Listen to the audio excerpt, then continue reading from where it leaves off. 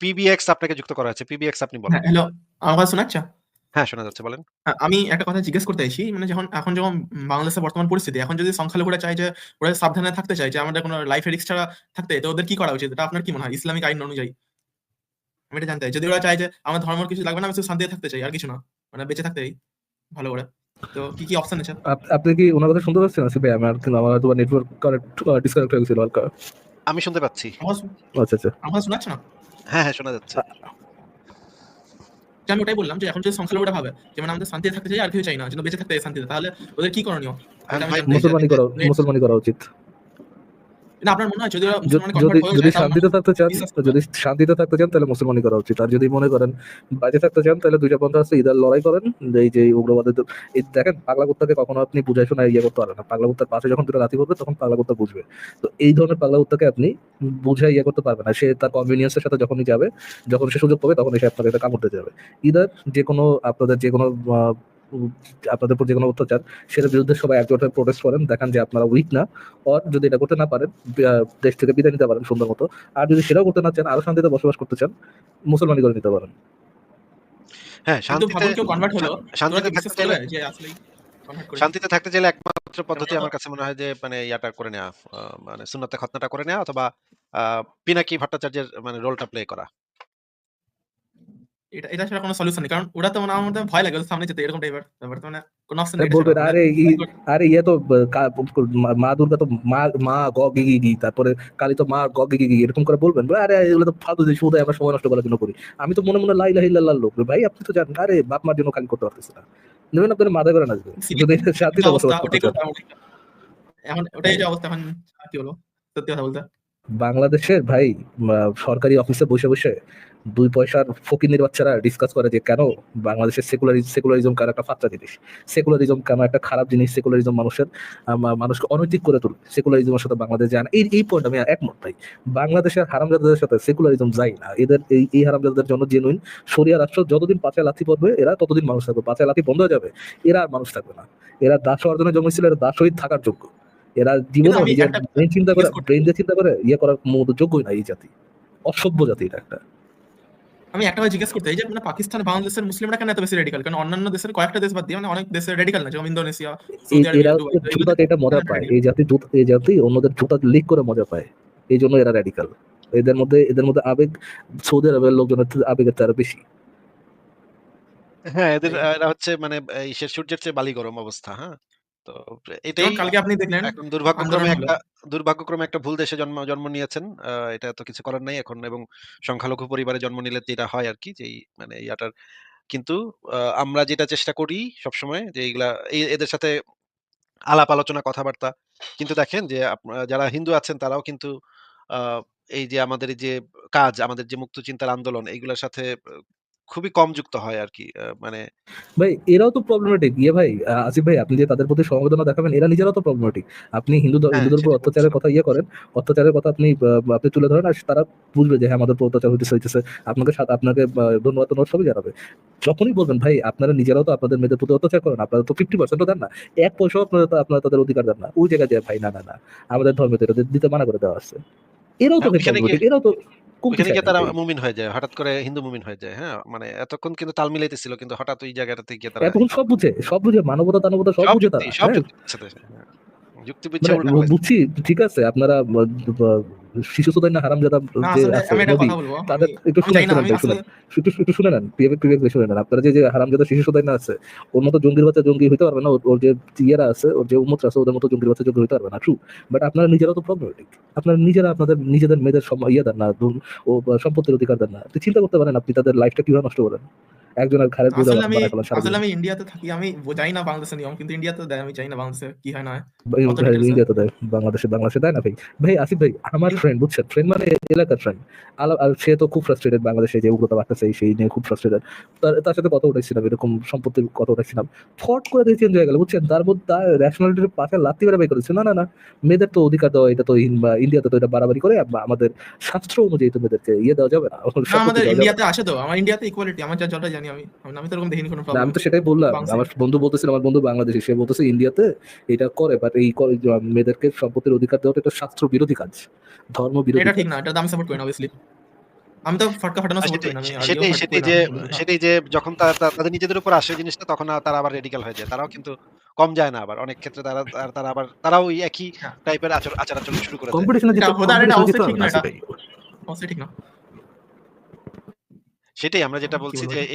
এই ধর্মান্ধতা থেকে বের হইতে হইলে যেই চিন্তা ভাবনা করতে হয়, যেভাবে চিন্তা ভাবনা করতে হয় সেই জিনিসগুলা আ বাংলাদেশের হিন্দুদেরও শেখার দরকার আছে এবং আ এই একটা আন্দোলন গড়ে তোলার দরকার আছে। যেটা হবে ধর্মমুক্ত, যেটা অবশ্যই। হবে মানবতাবাদী। এখন তারা যদি হিন্দু ট্যাগ নিয়ে আন্দোলনে নামে যে আমরা হিন্দু, এইটা কিন্তু আসলে একটা ধর্মীয় সম্প্রদায়ের আন্দোলন হবে। তখন কিন্তু সেই জিনিসটা আ কোনো তারা এভাবে আন্দোলনে নামতে পারে যে তারা বাংলাদেশে যারা সংখ্যালঘু তারা সবাই মিলে একসাথে একটা আন্দোলন তৈরি করতে পারে, একটা সংগ্রাম তৈরি করতে পারে।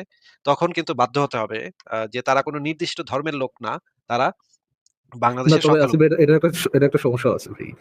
বাংলাদেশের সংখ্যালঘু বলতে তারা সবাই এক ব্যানারে পড়ে যাবে। তারা যে আলাদা, আলাদা ইন্ডিভিজুয়াল এবং আলাদা, আলাদা ইন্ডিভিজুয়ালের যে রাইটও আছে, সমান রাইট আছে। এই জিনিসটা তো তারা ইয়ে করতে চাবে না, বুঝতে চাবে না। বাংলাদেশে যে হিন্দুদের উপর আলাদা একটা ঘৃণা, উপজাতিদের উপরেও তো না, উপজাতি তো তাদের মধ্যে তারা উপজাতি বলে। হিন্দুদের প্রতি আলাদা লেভেলের একটা ঘৃণা আছে। এইটা তো মানে তাদের মন থেকে সরাইতে হবে। যদি সরাইতে না পারে তাহলে লাথে সরাইতে হবে জিনিসটা। আইন দ্বারা লাথে সরাইতে হবে। কিন্তু মানে বাংলাদেশের সুন্নি মুসলমানরা তো ভাই সবাইরই ঘৃণা করে। মানে এটা তো এমন কেউ নাই বাদ বাট নাই। হিন্দুদের মতো তো এক্সক্লুসিভ কারো ঘৃণা করে না আসিফ ভাই। আমার কাছে মনে হয় যে মানে এই ঘৃণার লেভেলটার ভিতরে ১৯-২০ পার্থক্য। খুব একটা পার্থক্য নেই। তারা নাস্তিকদেরও কোপাইতে চায়, হিন্দুদেরও কোপাইতে চায়, কাদিয়ানীদেরও কোপাইতে চায়, শিয়াদেরও কোপাইতে চায়, বাউলদেরও কোপাইতে চায়। মানে সবারই কোপাইতে চায়। তারা কেউ বাদ যাবে না একটি শিশু। হুম? তাহলে তো ভাই প্রত্যেক জনেরই আলাদা আলাদা ব্যানারেই নামা উচিত যে আমরা এইটা আমাদেরকে স্বাধীনতা দিতে হবে, তুমি মানবা এটা এবং আমাদের সম্মান দিতে তুমি বাধ্য। আমাদের উপর কোনো ধরনের জুলুম করা যাবে না, কোনো ধরনের অত্যাচার করা যাবে না। সেই আমি যেটা বলছিলাম যে সেই সব সংখ্যালঘুরাই যদি একত্রিত হয়ে একটা ব্যানারে দাঁড়াইতো তাহলে তাদের যে শক্তিটা হইতো, যেমন ধরেন বাংলাদেশের যারা হিন্দু আছে, বৌদ্ধ আছে, আদিবাসী আছে, কাদিয়ানি আছে, শিয়া আছে, বাউল সম্প্রদায় আছে, সবাই মিলে যদি একটা মানে তৈরি করতো যে আমরা বাংলাদেশের সংখ্যালঘু, আমরা আমাদের এই অধিকারটা চাই, যে অধিকারটা আমাদেরকে দেয়া হচ্ছে না। তখন কিন্তু তারা একটা মানে মানে গ্রাহ্য করার মতো একটা ফোর্স হইতো। এখন কিন্তু তারা যখন আলাদা, আলাদা থাকবে, বাউলরা মনে করেন একদিন আন্দোলন করলো। বাউলদের ভাই পিটা বাইর করে দিবে। মানে ৫ মিনিট লাগবে না ওদেরকে পিটায় বের করে দিতে। এক যখনই তারা ছোট, ছোট গ্রুপ থাকবে তখনই তাদেরকে পিটায় মানে দমন করে দেয়াটা আ অপেক্ষাকৃত সহজ। কিন্তু যখন তারা একসাথে হবে, একত্রিত হবে এবং তারা একটা আন্দোলন তৈরি করবে তখন কিন্তু তাদেরকে পিটায় মানে ভাগায় দেয়া এটা অন্যদের জন্য খুবই কঠিন একটা ব্যাপার হয়ে যাবে। কিন্তু আন্দোলন তো যে কেউ করতে পারে। কিন্তু আন্দোলনে পিটা সেটাই তো খুবই খারাপের বিষয়। যে আন্দোলন করতেই পারে মানে শান্তি প্রিয়ভাবে। ওই আন্দোলনের মানুষ এসে এটা সেই খারাপ জিনিসটা বিষয় করে। যখন এটা হচ্ছে সংখ্যা গুরুদেরকে পিটাবে, এটা হচ্ছে খারাপ বিষয় যখন হচ্ছে যে ঢাকা ইউনিভার্সিটির সকল স্টুডেন্টদেরকে পিটাবে, সেটা খারাপ। হ্যাঁ, তাদের ডিমান্ড জি আব্দুল্লাহ হোক সেটা খারাপ, বাট অন্যদের পিটালে তো সেটা সমস্যা নেই তো। সংখ্যালঘু তো পিটানো তো পুরো এটা তো মানে দৈনিক কাজ। আপনি সকালবেলা উঠবেন, ব্রাশ করবেন, হাত মুখ ধোবেন, নাস্তা করবেন এবং সংখ্যালঘু পিটাবেন। এটা তো বাংলাদেশের রুটিন। আচ্ছা, আমি একটা কথা জিজ্ঞেস করতে চাই যে এখন যেরকম মানে কট্টরতা আছে বাংলাদেশে, তো এরকম কি আগেও ছিল না এর থেকে বেশি ছিল আগে? ওটাই জানতেই। মানে আপনারা তো আসিফ আগে ভাই আই বাংলাদেশে থিঙ্ক যেটা বলছেন সেটা সেটা ভালোই বলছেন যে আগেও এটা চাষবাস ছিল, বহু বছর ধরে এটা চাষবাস হয়েছে। মানুষ আওয়ামী লীগের ভয়ে এটা লুকায় রাখতো, বের করতে পারতো না, বাট এখন আওয়ামী লীগ যেহেতু নাই সেহেতু বের করতে পারছে। আসিফ ভাই ব্যাক করে দিলাম। হুম, ঠিক আছে। পিবিএক্স ভাই তাহলে আপনার কি কথা শেষ হয়ে থাকলে আপনাকে তাহলে বিদায় জানাই। হ্যাঁ, ওকে, ওকে। Thank you. ঠিক আছে, ভালো থাকেন। আ সি সি আসিফ ভাই ন্যারেটিভটা কি সুন্দর করে ঘুরে দিলাম। হ্যাঁ, টেবিলটা ঘুরিয়ে দিলাম। ঠিক আছে। যে যা বুঝে, যার যেই বুঝ, তার তরমুজ। হুম, ঠিক আছে। ঠিক আছে, পরের জনকে যুক্ত করি দেখি। আ মনির আপনাকে যুক্ত করা হয়েছে, বলেন আপনি। আসসালামু আলাইকুম ভাই। আপনার উপরে শান্তি বর্ষিত হোক, বলেন। ভাই আমি মনির, বাংলাদেশ থেকে বলতেছি। আচ্ছা, বলেন। ভাই আপনার সাথে একটা বিষয় শেয়ার করতে যাচ্ছি বা হ্যাঁ, জানতে হ্যাঁ, এত চাচ্ছি। এত ভনিতা না করে বলে ফেলেন যেটা বলতে আসছেন। ভাই আমি জার্মানি যাচ্ছি ভাই। জার্মানির প্রসেসিংটা কিভাবে যাবো ভাই? জার্মানি যাওয়ার প্রসেসিং হচ্ছে প একটা এম্বাসি আছে, স্টুডেন্ট জার হ্যাঁ। জার্মান এম্বাসি, সেখানের ওয়েবসাইট আছে। ওয়েবসাইটে সেই প্রসেসিংটা পুরাপুরি লেখা আছে। ওই ওয়েবসাইটে মানে অ্যাড্রেস বারে লিখবেন ওইটা, ওয়েবসাইটের অ্যাড্রেসটা। একটা দেখবেন একটা ওয়েবসাইট জি, খুলে যাবে। ওইটা পড়বেন পুরাটা, পড়ে তারপর প্রসিডিউরটা পড়বেন, পড়ে তারপর সেই প্রসিডিউর ফলো করবেন। জি। আর কি কিছু বলবেন? ভাই ওয়েবসাইটটা কই পাবো? কোথায় পাবো? কিভাবে? ভাই আপনি একটা ওয়েবসাইট যদি খুঁজে বের করার মতো যোগ্যতা যদি না থাকে তাহলে তো ভাই আপনি জার্মানি পৌঁছাতে পারবেন না। আপনার পক্ষে সম্ভব না ভাই। আপনি ক্ষমা দেন। আপনি দেখেন পাকিস্তান বা আফগানিস্তানের দিকে যাওয়া যায় নাকি? www.pornhub.com আচ্ছা মনির ভাই, আপনি একটু আপনার এলাকায় খোঁজ খবর নেন, হ্যাঁ? আপনার যদি একটা ওয়েবসাইট খুঁজতে না পারেন তাহলে হয়তো বা আপনি লিগাল ওয়েতে জার্মান যাওয়ার মতো পাবেন আর কি। বাট তারপর খোঁজ করে দেখেন, বেস্ট অফ লাক, বা জার্মান এম্বাসিতে যোগাযোগ করেন। আর সেখানে কথা বলে দেখতে পারেন। জার্মান যাওয়ার মতো অনেক জায়গায় আপনার পড়াশোনা করায়, সেখানে যে করতে পারেন, একটু খুঁজেন, আপনি নিজে একটু খুঁজলে পেয়ে যাবেন। এটা এত বিশেষ কোনো কিন্তু কিছু না। কিন্তু ভাই কিংবা কিন্তু আসিফ ফারাজ ভাই, ভাই আসিফ কিন্তু ভাইরা ফারাজ বলতে ভাই পারেন যে আসিফ, না না, আসিফ মানে ভাইরা বলতে রাগ পারেন, না আসিফ হয়। ভাই শুনে একটা আছে, আসিফ ভাইরা বলতে পারেন, আসিফ ভাই যদি কোনো জার্মান ফ্রেন্ড মহিলা টহিলা থাকে, তার সে যদি আপনার বিয়ে করে লাগে এটা, তাহলে আসিফ ভাইরা বলতে, আসিফ ভাই আছে নাকি এরকম? বাইরে যেই ব্যক্তি মানে একটা ওয়েবসাইট খুঁজে বের করতে পারে না, হে জার্মানি কেন যাইবো, কি করতে যাইবো, গিয়া কি করব, মানে এটা তো একটা মুশকিলের ব্যাপার। ইসের ভিতরে ফেলা দিচ্ছেন, বুঝছেন? আচ্ছা দাঁড়ান দাঁড়ান দাঁড়ান। না না, আহ, ঠিক করে দিচ্ছে আসিফ ভাই, ঠিক করে দিচ্ছে, আমি ঠিক করে দেন প্ল্যানটা নাই, আছে। ঠিক করে দেন উনি নাই ভাই। চলে গেছে, আমি ঠিক চলে করে গেছে। দিছিলাম, ওনাকে সরাই দিছিলাম আর কি। anyhow। আচ্ছা, ইকবাল ভাই বাম দিকে চলে আসছিল, আর ওই যে ওই ব্যক্তি ডান দিকে, মনির সাহেব ডান দিকে ছিল, এই জন্য আমি, আচ্ছা আচ্ছা, সমস্যা নেই, আমি কি করবো, হ্যাঁ। ইকবাল ভাই মনে হয় ওয়েবসাইটের ঠিকানাটা দিতে আসছেন নাকি? ইকবাল ভাই কি অবস্থা? ভাই ইকবাল ভাই কেমন আছেন? পর্নহাবের কথা শুনে এক্সাইটেড হয়ে গেছে ইকবাল ভাই। না আমি শুনি নাই আসলে আপনারা কি নিয়ে কথা বলতেছেন। আমি জাস্ট এই আপনি কি যেন জার্মানিতে আসার জাস্ট এতটুকু শুনলাম, জাস্ট ঢুকে ঢুকে দেখো কি নিয়ে কথা আচ্ছা, হচ্ছিল। মানে জিজ্ঞেস করছিল একজন এসে, লম্বা করে সালাম দিয়ে জিজ্ঞেস করতেছিল, ভাই জার্মানি যাওয়ার প্রসিডিউর কি? আমি বললাম যে প্রসিডিউর হলো জার্মান এম্বাসির ওয়েবসাইটে ঢুইকা প্রসিডিউরটা পুরোটা পড়বেন, ফলো করবেন। তখন কয় অ্যাড্রেস কি, জার্মানি ওয়েবসাইটের অ্যাড্রেস কি, ওইটা আমরা দিয়ে দেন। আমি বললাম যে যে ব্যক্তি জার্মান এম্বাসির অ্যাড্রেসটা ওয়েবসাইটটা খুঁজে বের করতে পারে না, তার তো ভাই জার্মানি যাওয়ার করবোটা কি দরকার, ভাই, এখানে আইসা করবোটা কি ভাই? দরকারটা কি? তার তো পাকিস্তান বা আফগানিস্তানের দিকে একটা চেষ্টা নেওয়া উচিত, তাই না? আপনি কি হ্যাঁ, বলেন? না সেটাই ভাই, আপনার অনেকবারই জিজ্ঞেস করছে, হ্যাঁ, এবং ধরেন এখানে আরে দুইটা ভাই, মেসেজ পাঠাই ইকবাল ভাই, বুঝছেন, পেজের মধ্যে মেসেজ পাঠাই যে আমি অনার্স কমপ্লিট করেছি, আমার পরিবার অনেক গরিব, আমি জার্মানিতে যেতে চাই, আমি ঘরের সব কাজ করতে পারি, এই সেই, আমাকে যদি ইসের হিসাবে হাউস হাউস কি জানি হাউস হেল্পার হিসাবে যদি আপনি আমাকে আপনাকে নিয়ে যাওয়ার ব্যবস্থা করতে পারেন, এই সেই, লাস্টে আবার লিখে দেয় আমি একজন সমকামী। মানে উইয়ার্ড উইয়ার্ডই আসে আসিফ ভাই, মানে কে কি করবে ভাই, দেশের মানুষ, মানে অনেকে আছে ফাত্তামি করে, অনেকে আছে একেবারে, মানে হাতে কিছু করার নাই আসলে তাদের।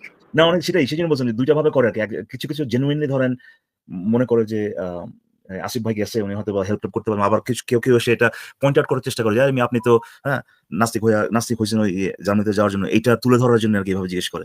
বাট এই এই আসিফ ভাই, বক্তব্যটা আমি আজকে একটা শুনি। মজার জিনিস হচ্ছে, বুঝছেন, আপনি তো জানেন যে আমার কন্ডিশন ভালো না আর কি, তো আমার ফ্রেন্ড সার্কেলও জানে আমার কন্ডিশন ভালো না, তো আমার যেহেতু কন্ডিশন ভালো না, সেহেতু আমি মন খুলে অনেক কথা বলতে পারছি। আজকে যে এটা নিয়ে কথা হচ্ছিল, ওই আপনার এই এথিস্ট পয়েন্ট অফ ভিউ থেকে দেশের বাইরে যাওয়ার, অ্যাসাইলাম ভিসা নিয়ে দেশের বাইরে যাওয়ার কথা হচ্ছিল, যে বাংলাদেশের সুশীলরা এথিস্ট সাজে কেন, এথিস্ট সাজে হচ্ছে তারা যেন জার্মানির ভিসা পেতে পারে।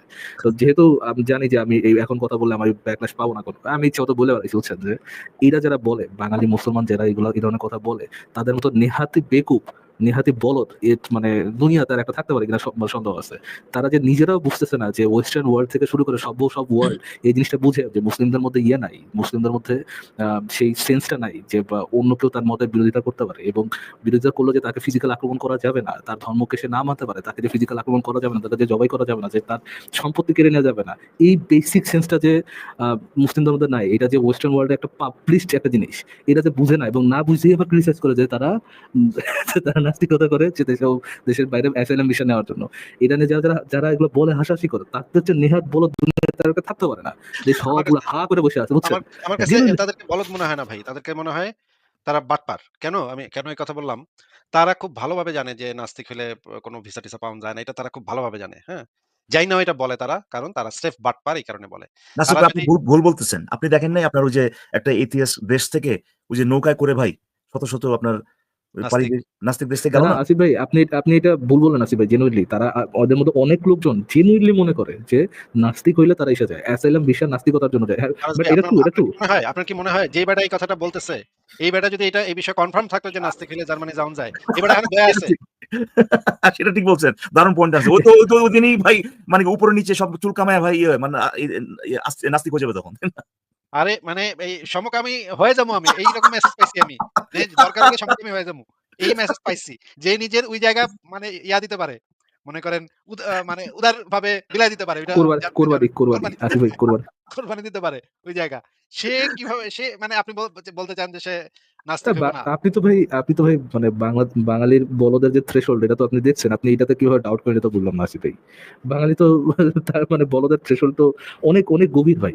ওই গভীরতা তো নামতে পারবে না। তারা অনেকে জেনুইনলি মনে করতে পারে যে নাস্তিক হয় তারা জার্মানিতে যাওয়ার জন্য। হ্যাঁ জেনুইন আবার ওটার সাথে কানেকশনও করে না। আরে আমি তো নাস্তিক হলে জার্মানিতে যেতাম।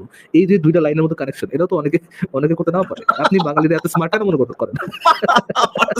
মানে মানে একজন আমাকে মেসেজ পাঠিয়েছে, তার সাথে আমার একটু কনভারসেশন হইছে। সে আমাকে ১ম এ বলছে সে সমকামী। আমি বলছি, "ভাই আপনি সমকামী বুঝলাম। কিন্তু এখানে কিন্তু আদালতের ভিতরে টেস্ট করে।" টেস্ট করে মানে টেস্ট করে মানে কেমনে টেস্ট করে? আমি কই, "কেমনে টেস্ট করে এটা আপনি বুঝালন, এটা তো আমি কমু না। কিন্তু এই আদালতে কিন্তু জাজ সাহেব টেস্ট করে দেখে যে আসলেই সমকামী কিনা, তারপর ভিসাটা দেয়।" সে একটু কাঁচামাচু করতেছে, "না ভাই কি কন এভাবে টেস্ট করব?" পরে গিয়া শেষমেশ সে এটাতে রাজি হইছে যে ওখানে যদি টেস্ট করে দেওয়া আসবে নাস্তিক। হাজার হলেও ভাই জার্মানির ভিসা, তাই না? এই হচ্ছে অবস্থা। তবে ফারাজ ভাই আপনি ঠিকই বলছেন ভাই। ওই এক লাইন, হ্যাঁ? যেটা আপনারা বলছেন, হ্যাঁ? ওই বা কাউকে মুমিনরে কেউ বলছে, ওইটা পরবর্তীতে ওইটার উপর ভিত্তি করে যে আরেকটা কিছু মানে বানাবে যে ওই চিন্তাটাও নাই।